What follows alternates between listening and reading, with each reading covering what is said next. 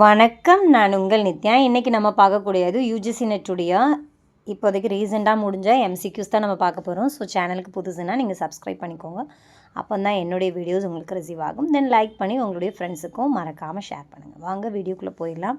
So first question different question தான். இது வரைக்கும் வந்த கான்செப்ட் கிடையாது, ரொம்ப ஈஸி கான்செப்ட் கிடையாது, பட் வந்து நியூ கான்செப்ட், ரொம்ப நியூ கான்செப்ட். இது என்னென்னு பார்க்கலாம். அரேஞ்ச் த ப்ராப்ளம் சால்விங் ஸ்ட்ராட்டஜின்னு கொடுத்துருக்காங்க. ஸோ இதில் ஒரு 5 ஆப்ஷன் கொடுத்து ப்ராப்ளம் சால்விங்குடைய ஸ்ட்ராட்டஜி பிளான் வந்து என்ன அப்படின்னு கேட்டிருக்காங்க. ஸோ ப்ராப்ளம் சால்விங்னாலே இப்போ ஒரு நம்ம ஆக்டிவிட்டி பேஸ்டு தான், ஒரு இதுக்கு சொல்யூஷன் கண்டுபிடிக்கிறது. ஸோ அப்போ ஃபர்ஸ்ட் என்ன பண்ணுவாங்கன்னா, ப்ராப்ளம் சால்விங் ஸ்ட்ராட்டஜி அப்படின்றது ஒரு சிஸ்டமேட்டிக் மெத்தட். அதை ஃபர்ஸ்ட்டு ப்ராப்ளத்தை அனலைஸ் பண்ணுவாங்க, ஃபர்ஸ்ட்டு ஃபைண்ட் அவுட் பண்ணுவாங்க ப்ராப்ளத்தை. அப்போ டிஃபைன் த ப்ராப்ளம், என்ன ப்ராப்ளம் அப்படின்றத டிஃபைன் பண்ணுவாங்க. தென் அதுக்கு நிறைய சொல்யூஷன்ஸ் வந்து கண்டுபிடிச்சி அதில் பெஸ்ட்டாக ஒன்றை சூஸ் பண்ணி இம்ப்ளிமெண்ட் பண்ணுவாங்க. ஓகே, ஸோ சும்மா ஒரு ஸ்டோரி சொல்கிறேன். இப்போ வந்து ஒரு டீம் ஒர்க்காக செயல்படுறாங்க.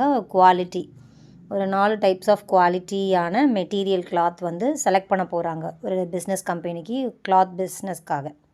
ஸோ அப்போ 4 இது சூஸ் பண்ணுறாங்க. அதில் எது பெஸ்ட்டாக இருக்கோ அதை வந்து சூஸ் பண்ணி செலக்ட் பண்ணி போட்டுட்டு அதுக்கப்புறம் அதோடைய குவாலிட்டி எப்படி இருக்கணும் செக் பண்ணுவாங்க இல்லையா. ஸோ அதுதான் எனது ப்ராப்ளம் சால்விங் ஸ்ட்ராட்டஜி. ஸோ அப்போது ஏதோ ஒரு இஷ்யூ இருக்குது கிளாத்தில் அப்படின்னா, ஃபஸ்ட்டு என்ன பண்ணுறோம், அது ப்ராப்ளத்தை கண்டுபிடிச்சாச்சு, define the problem.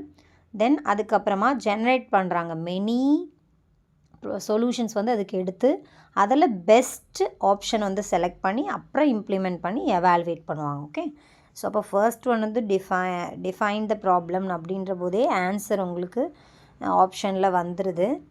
Okay, so answer பார்த்திங்கன்னா செகண்ட் ஒன் வந்து ரைட்டான ஆன்சர். அடுத்தது ஏ கொடுத்துருக்காங்க. ஸோ ஏ பார்த்திங்கன்னா அடுத்தது generate many possible solution. Okay, அடுத்தது பார்த்திங்கன்னா டி எவாலுவேட் ஈச் சொல்யூஷனும் எப்படி இருக்குன்றத பார்ப்பாங்க, அதில் தான் பெஸ்ட்டாக செலக்ட் பண்ணுவாங்க.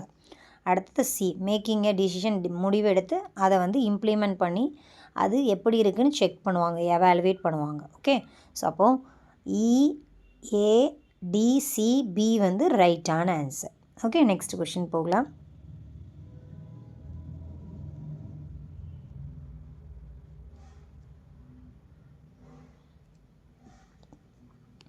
நெக்ஸ்ட் வந்து நியூ கான்செப்ட், நான் போன லைவில் ஆட் பண்ண கான்செப்ட் வந்திருக்கு.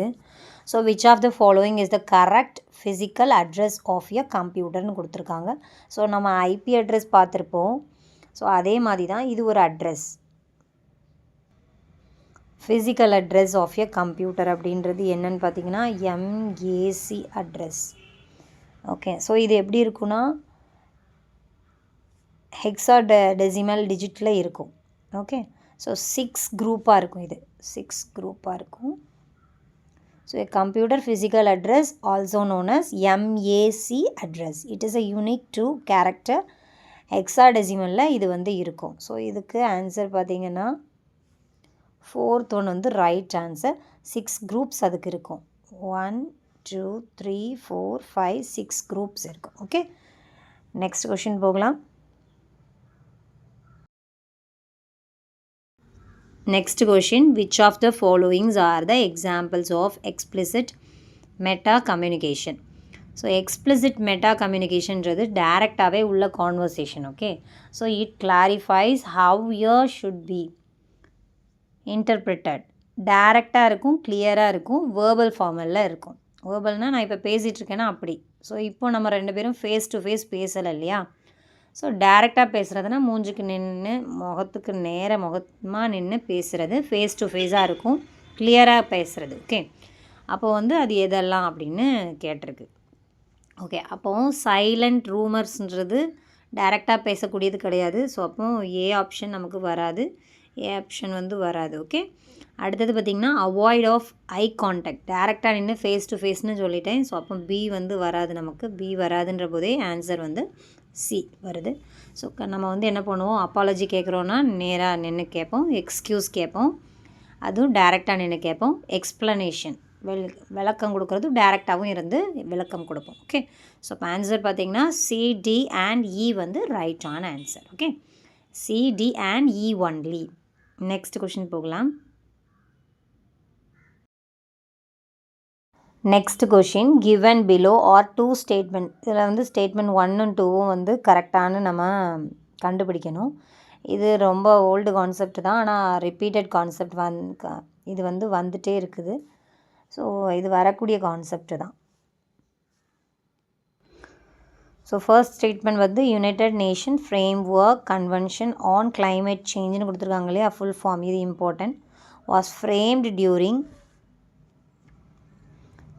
கியோட்டோ ப்ரோட்டோக்கால் 1997 கொடுத்துருக்காங்க. ஸோ இது வந்து நமக்கு எப்போ ஃப்ரேம் பண்ணாங்கன்னு பார்த்திங்கன்னா 1990லேயே ஃப்ரேம் பண்ணிட்டாங்க. ஸோ அப்போ இது வந்து எரர், 1990லே ஃப்ரேம் பண்ணியிருக்கறனால ஃபர்ஸ்ட் ஒன் வந்து ஃபால்ஸான ஸ்டேட்மெண்ட். ஸோ ஃபால்ஸுன்ற போதே ஆன்சர் எடுத்துடலாம், இது தெரிஞ்சாலே ஆன்சர் எடுத்துடலாம், ஃபால்ஸு. ஸோ அப்போ ஆன்சர் பார்த்திங்கன்னா ஃபோர்த் ஒன் ஃபால்ஸு, அப்புறம் வந்து ட்ரூ. ஓகே, அடுத்தது வந்து நமக்கு கண்டுபிடிக்கிறதுக்கு முன்னாடியே ட்ரூன்னு தெரியுது. ஓகே, ஸோ பார்த்திங்கன்னா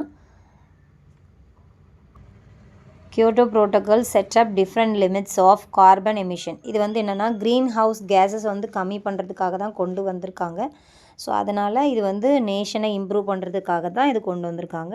முன்னக்கூட்டியே கொண்டு வந்துட்டாங்க, 1990க்கே கொண்டு வந்துட்டாங்க. ஓகே, அப்போ இது ட்ரூவான ஸ்டேட்மெண்ட். ஸோ அப்போது statement 1 is false, but statement second is true. Okay, so அதான் ஆன்சர். நெக்ஸ்ட் கான்செப்ட் போகலாம். நெக்ஸ்ட் கான்செப்ட் வந்து நியூ கான்செப்ட் தான், இது வரைக்கும் வந்ததில்லை. So under which section of the UGC act inter university centres IUC. So இதோடைய full form கேட்கலாம், அதை படிச்சுக்கோங்க. வேர் எஸ்டாப்ளிஷ்டுன்னு கொடுத்துருக்காங்க. அப்போது ஒரு செக்ஷனுக்கு கீழே இந்த UGC ஆக்ட் வந்து இன்டர் யூனிவர்சிட்டி சென்டர் வந்து க்ரியேட் பண்ணியிருக்காங்க. அது என்ன செக்ஷன் பார்த்தீங்கன்னா first option 12CCC. Okay, so அதுதான் ஆன்சர். ஸோ உங்களுக்கு ஈஸியாக அண்டர்ஸ்டாண்ட் ஆகிருக்கும்னு நினைக்கிறேன். ஸோ இன்னொரு நாள் இன்னொரு வீடியோவில் சந்திக்கலாம். டாட்டா, பாய் பாய், நித்யா.